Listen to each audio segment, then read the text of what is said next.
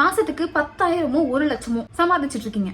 திடீர்னு உங்க முதலாளி வந்து என்னுடைய ஒரு சில பெனிஃபிட்ஸ் காரணமா இங்க எல்லாரையும் வேற கம்பெனிக்கு ஷிஃப்ட் பண்றேன். பாக்குற ஷிஃப்ட் டைமிங், நீங்க பாக்குற ஒர்க் பர்டன் எல்லாமே சேமா தான் இருக்கும். சேலரி 50% கிட்ட கம்மியா கிடைக்கும் அப்படின்னு சொன்னா உங்களுக்கு எப்படி இருக்கும்? இதுதான் நம்ம சென்னை ஜோன் 5 and 6 நடக்கிற ப்ரொடெஸ்டுக்கான காரணம். இவ்வளவு நாள் ஃபுல்லி கவர்மெண்ட் இல்லனாலும் அட்லீஸ்ட் கவர்மெண்ட் எய்டடா நியர்லி 25,000 ஏர்ன் பண்ணிட்டு இருக்கிற பல சானிட்டரி ஒர்க்கர்ஸ் சடனா வேற ஒரு பிரைவேட் செக்டருக்கு மாத்தி உங்களுடைய சேலரி நியர்லி 15,000 ஆக்கப்படுது. 10,000 கம்மியா கிடைக்கும். But the number of streets you need to clean, timing everything same, but salary 10,000 குறைக்கப்படும் சொல்லி வேலை மாற்றம் செஞ்சா யாரு ஒத்துப்பாங்க? இந்த வீடியோ பார்த்துட்டு இருக்கிற உங்களால அக்செப்ட் பண்ணிக்க முடியுமா? உங்க சேலரிக்கு ஏத்த மாதிரி தான் உங்களுடைய வாழ்வியலையும் இஎம்ஐஸையும் நீங்க செட் பண்ணி வச்சிருப்பீங்க. திடீர்னு உங்க பட்ஜெட்ல 10,000 15,000 கம்மி ஆகுது. உங்க மனநிலைமை எப்படி இருக்கும்? சரி, ஓகே, இந்த தாட் ஒருவேளை அவங்களுக்கா தோணுதா? நோ.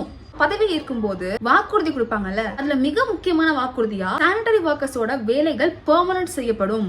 கவர்மெண்ட் எய்டடா சேலரி கிடைச்சிட்டு இருந்த உங்களுக்கு கவர்மெண்ட்ல பெர்மனன்ட் ஒர்க் கொடுக்கப்படும்னு நீங்க தான் வாக்குறுதி கொடுத்தீங்க. இத பத்தி கேட்கறதுக்கு அவங்களுக்கு இருக்கிற ஒரே வழி ப்ரொடெஸ்ட். பட் ஆன்சர் கொடுக்க முடியாதவங்க எடுக்கிற ஒரே ஒரு ஸ்டெப் அவங்க எல்லாரையும் எராடிகேட் பண்றது. நைட்டோட நைட்டா எந்த விஷயத்துக்கு நம்ம ப்ரொடெஸ்ட் பண்ணாலும் ஃபைனலா நீதிமன்றத்தின் உத்தரவுப்படி இவங்க எல்லாரையும் எராடிகேட் பண்றதுதான் முடிவு. எங்களாலும் பண்ண முடியாது, நீதிமன்றத்தின் உத்தரவுன்னு சொல்லுவாங்க. இதே நீதிமன்றத்தோட உத்தரவுப்படி எவ்வளவு விஷயங்கள் இன்னும் செய்யப்படாம இருக்கு. Guys, we need to voice out.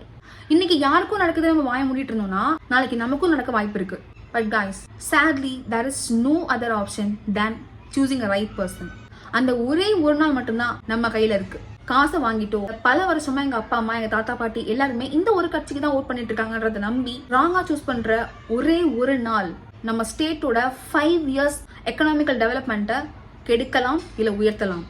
Next 5 years இதே மாதிரி ப்ரொடெஸ்ட் பண்ணிட்டு இருக்க போறோமா, இல்ல நம்ம ஸ்டேட்டை நினைச்சு நம்ம பெருமைப்பட போறோமா, ஒவ்வொருத்தவங்களா இழக்க போறோமா, ஒவ்வொரு இஷ்யூவுக்கும் வாய்ஸ் அவுட் பண்ணிட்டே இருக்க போறோமா? நம்ம வாய்ஸ் அவுட் பண்றதுக்கு முன்னாடியே நமக்கு முன்னாடி அந்த ப்ராப்ளம்கான சொல்யூஷன் நிறுத்துற மாதிரி ஒரு பர்சனை செலக்ட் பண்ண போறோமா? ப்ரொடெஸ்ட் பண்ணி ஃபெட் அப் ஆக போறோமா? நம்ம ஸ்டேட்டோட டெவலப்மெண்ட்டை நினைச்சு பெருமைப்பட போறோமா? அப்படின்றது உங்க கையில தான் இருக்கு. Choose wisely guys. தேங்க்யூ.